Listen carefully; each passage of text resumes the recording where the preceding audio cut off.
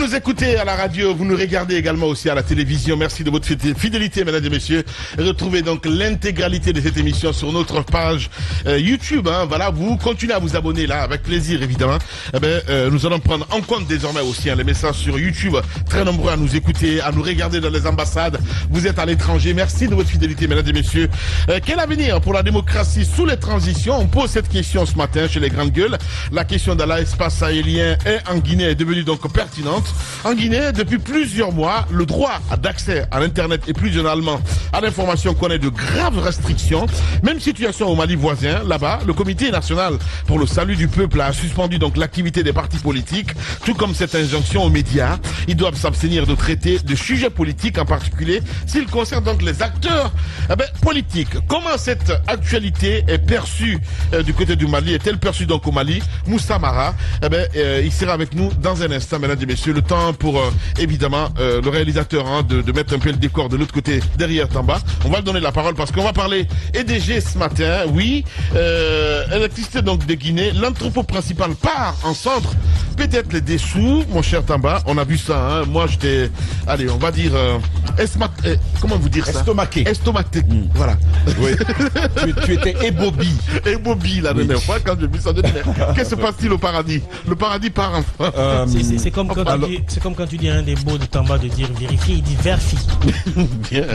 Alors, il y a quand même ce constat préliminaire qu'il faut qu'on fasse. C'est cette succession de malheurs sur l'électricité en Guinée. Je pense même qu'il faut remonter à la date du 18 décembre avec l'explosion donc du dépôt de Kaloum, parce que d'une manière ou d'une autre, il y a du lien avec les délestages que l'on nous fait subir ces derniers temps. Alors, il y a donc ce dépôt qui explose, c'est le 18 décembre.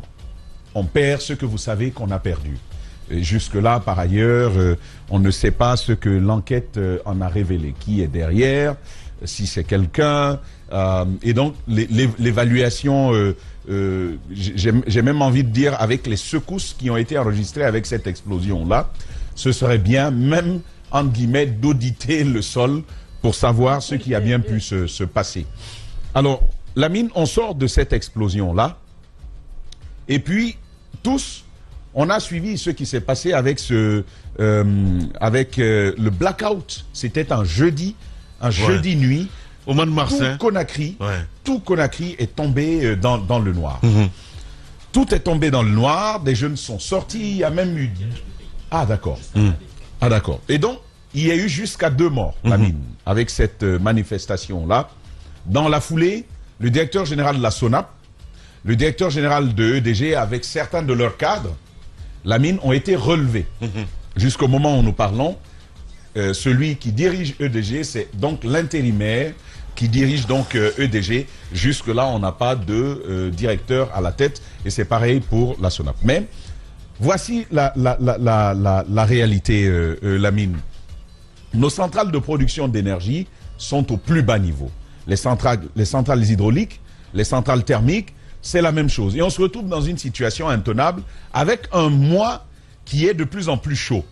Vous avez vu l'impact du réchauffement climatique sur le temps que nous avons ici à Conakry et en dehors. Et dernièrement, on revenait sur les températures à Bokeh. C'était à 16 heures. On était à 41 degrés. À 41 degrés Celsius, à 16 heures à Bokeh, Lamine, le temps va très mal à Conakry. Et donc, c'est pendant cette période-là que l'on se retrouve dans une situation où ça ne marche pas. Alors, il y a une faible capacité de production. On est revenu largement dessus avec des chiffres qui amènent quand même à se poser la question, mais qu'est-ce qu'on a fait de nos centrales, qu'est-ce qu'on a fait de nos groupes jusque-là pour qu'on se retrouve dans une situation, c'est vrai, on va pointer du doigt l'étiage, mais même sur les centrales thermiques, il n'y a pas eu de travail sérieux qui a été fait, parce que quand on vous dit qu'il y a un groupe électrogène qui ne tourne pas, il y a une centrale qui ne fonctionne pas parce qu'il y a un échappement qui est troué, qui n'a pas été réparé, parce qu'il y a des lubrifiants qui sont venus à manquer, là, on est en plein dans un souci de planification. Et donc, on s'est retrouvé dans cette situation-là. Quelque temps après, La mine, c'est à Kisosso que ça va exploser. Là-bas encore, il va y avoir incendie. Ensuite, on nous dit c'est Kaloum, un groupe électrogène de Kaloum 5. Dernièrement, j'avais ces informations-là. Voici ce qui se passe, par exemple, à Kaloum 5. Par rapport aux besoins... Là-bas, il y avait 10 mégas qui étaient injectés sur le réseau. Il y avait 10 mégas, malheureusement, qu'on a perdu avec Kaloum 5. Alors, on me parlait de 10 gigas sur un seul groupe. Parce que c'est un groupe... C'est un groupe qui a, d'accord, qui a donc pété. La raison, la voici. Alors, le groupe, semble-t-il, avec la charge qu'on voulait lui faire porter, ne tenait pas. Le technicien va préciser que si vous nous forcez à le faire, ça ne va pas marcher. On va l'allumer une fois, ça ne marchera pas, on dirait essayer. On va rallumer une deuxième fois. Il y a des systèmes de protection sur lesquels que je ne saurais décrire qu'il y a sur ces groupes-là pour prévenir ce type de problème. Mais avec le deuxième allumage, la mine, ce système-là, il a pété.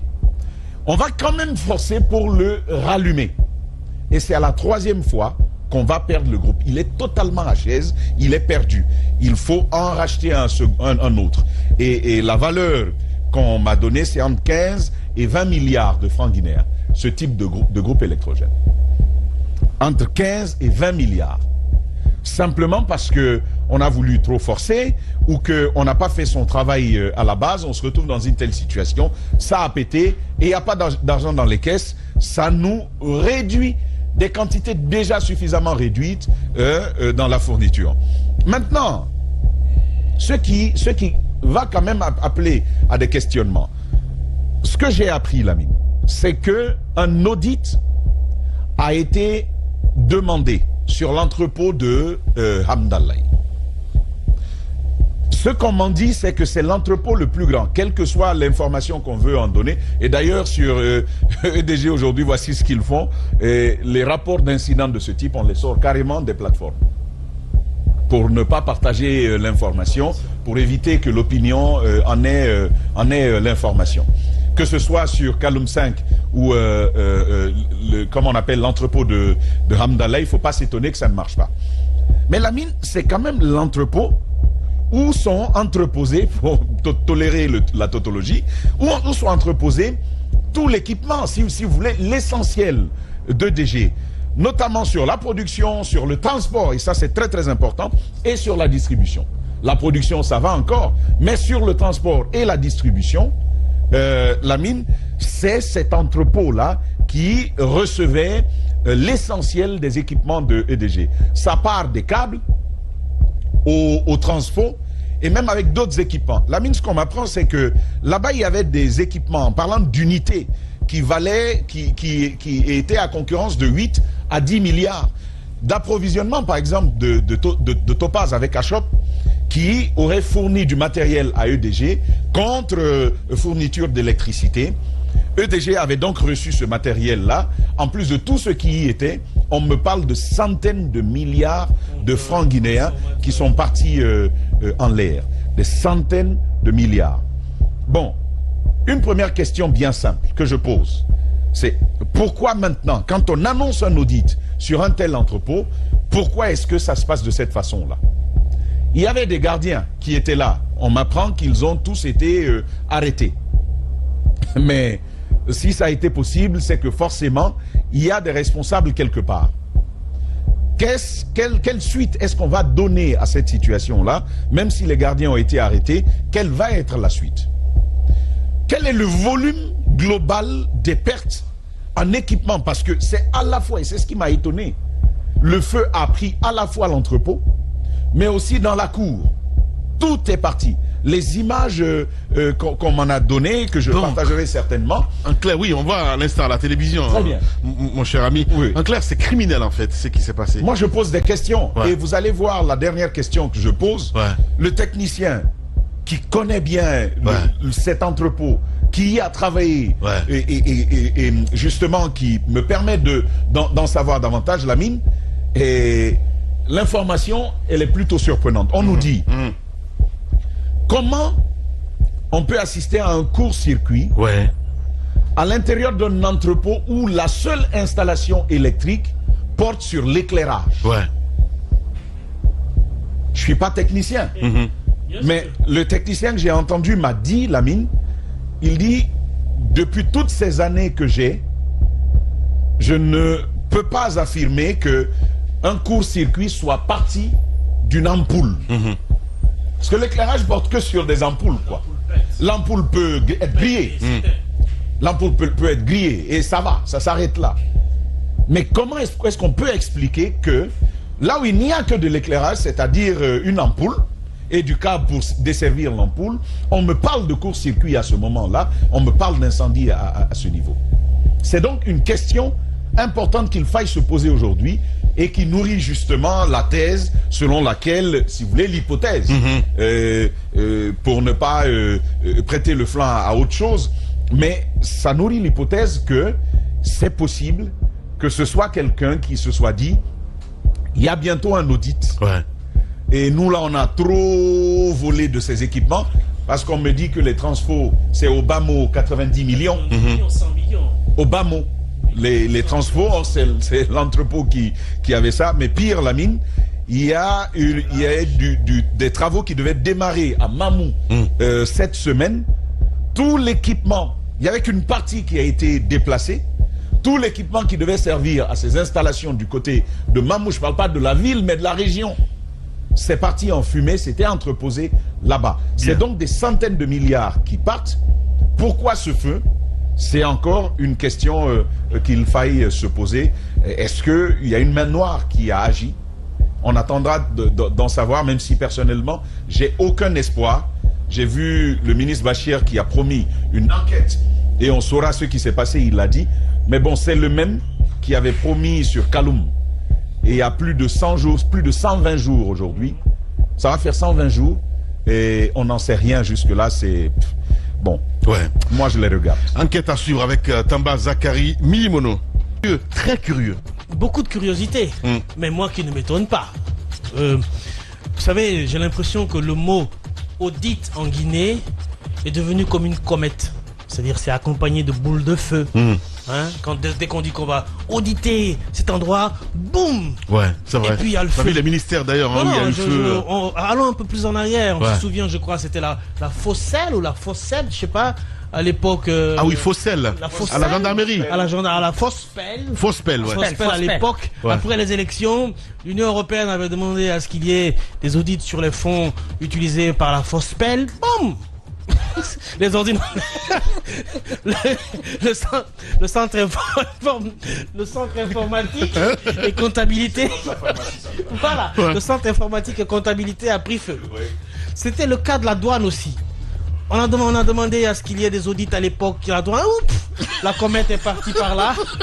La comète est partie par là et le centre informatique aussi a pris feu. La pharmacie centrale, c'était la même chose. Dès que la pharmacie centrale a entendu audit, bam, aussi là-bas aussi. La Lonagui, ouais. Boum, ça a pris feu. Donc, c'est bizarre, hein. Franchement, ouais. C'est devenu des... C'est vrai. La Lonagui d'ailleurs, c'est encore plus bizarre. Parce qu'eux, ils avaient des redondances et les éleveurs étaient côté Mali. Mais curieusement, on n'a toujours pas les données. Ça a pris feu. Au camp Samori, c'était la même chose. Après les élections, je crois, il y avait beaucoup de matériel électoral ou électoraux, vous m'aiderez. Il n'y a pas une entreprise spécialisée dans les incendies de ce type parce que ceci requiert... Non, je suis sérieux. Ceci requiert quand même une expertise. Parce que à chaque fois, regardez, ces incendies quand même ont quelque chose de similaire. Quand ça pète, ça ne laisse rien. Mais alors, si tu me laisses continuer un peu. Oui, mais je te fais remarquer quand même. Oui, mais sûr qu'il n'y a pas une expertise derrière. C'est la même chose qu'on est en train de dire. C'est pour vous dire. Mais oui. C'est pour vous dire, Madame Miro, que c'est devenu un événement extrêmement récurrent. C'est devenu même une norme administrative. Dès qu'on parle d'audit, ça prend feu. Je pense qu'il faut changer un peu de dénomination, trouver un autre nom et ne pas utiliser audit. C'est exactement le même cas qui est arrivé à l'entrepôt de EDG. Moi, ce qui m'écoeure ou ce qui m'inquiète, c'est qu'il ne faut pas que ce soit l'alibi qui va servir au prochain délestage auquel on va assister. C'est un milieu à scrap quand même. Parce que moi, je vous ai suivi ici quand l'ex-ministre de l'énergie est passé dans les grandes gueules. J'ai vu après le lendemain et tout ça à dire Abessila. Alors là, quelle émission, les gars. Mais sincèrement, chapeau quoi. C'est juste incroyable parce que j'ai vu le Lucien Blémou sur les réseaux à dire, il y a d'autres même qui m'ont interpellé, mais pourquoi ce maintenant Diba pose ces questions-là? Or, le monsieur était là, il n'a pas posé cette question-là. Bref, ça partait dans tout le... J'ai envie de dire, c'est un milieu vraiment de sorciers. Absolument. Tu vois? Absolument. Et donc, pour moi, ce n'est pas étonnant que ce soit, je ne suis pas en train de lancer des préjugés, que ce soit un acte criminel. Que ce soit c'est tout comme, il faut n'aie pas peur de dire les choses. Absolument. Voilà, il y a un moment, c'est que Tamba dit ce matin, en tout cas la narration, ça semble quand même... C'est le plus grand entrepôt de EDG qui puisse quand même, exister. quoi. Ouais. Et que tout le matériel a été stocké là. Et on sait que ces derniers temps, beaucoup d'investissements ont été faits dans l'achat de matériel. Est-ce que c'est seulement le sabotage? Est-ce que c'est pas plutôt lié au vol de matériel qui existe à cet entrepôt? Mais non, tu vas pas aller sur ce point là, c'est pas possible quand même. Je suis désolé. Tu viens voler, mais en même temps tu mets le feu dans la maison. Qu'est-ce que ça veut dire ça? Il y a un problème là. L'État va devoir renouveler les stocks. C'est surtout ça. Tu vas comprendre tout ça. Il y a plusieurs éléments qui rentrent en compte là. Il y a non seulement le vol à niveau bas des petits matériels, ça peut être le câble électrique volé par un gardien, ça, etc., etc. Oui, le vol artisanal. Ou alors le vol industriel. Semi-industriel d'abord. Non, industriel. Parce qu'il y a le vol du niveau intelligence artificielle dont je vais vous parler plus tard. Et qui est en préparation. Il peut y avoir le vol semi-industriel, c'est-à-dire que l'équipe technique de EDG qui est censée gérer ce stock-là se met à voler. Vous savez, les compteurs prépayés, les transformateurs sont vendus à des privés. Il y a des gens ici qui construisent leur villa et qui ont envie d'avoir leur transformateur pour eux seulement. C'est 90 millions. 90 millions, t'as 90 millions, tu négocies avec un technicien de EDG, il va au grand entrepôt, il te sort un compteur. Et pourtant, tous ces compteurs-là sont numérisés et chiffrés. Et donc, quand on parle d'audit, ce sont des cas comme ça qui peuvent être décelés, remontés. Et maintenant, il y a le vol industriel qui vient de la grande maison, etc., qui est le trafic du matériel. Ça, c'est chez les francs-maçons, mon petit. C'est chez les francs-maçons. Ben voilà. Ça, j'en sais rien. Moi, je le sais, justement, je le dis. La pyramide se trouve où? Ça, chez les francs-maçons, ça. Le 13e degré, c'est où? C'est quoi les francs-maçons? Tu connais pas les francs-maçons? Le 33e degré, c'est où? Toi, tu es franc-maçon. Les francs-maçons, c'est ça. Mais tu es franc-maçon. Mais il sait. C'est un maçon qui est franc? C'est vous, non? Bon, si c'est un mais maçon. c'est vous? Si c'est un maçon qui est franc, c'est qu'il te fait une belle maison. Bien. Et donc, pour revenir un peu au sujet, ramenez-moi dans la salle. Pour me ramener dans la salle, ce que je voudrais dire en conclusion, c'est quoi? Oui. Non, je ne suis pas perdu, c'est Franc-maçon. bon. Allez, vous êtes sur les GG.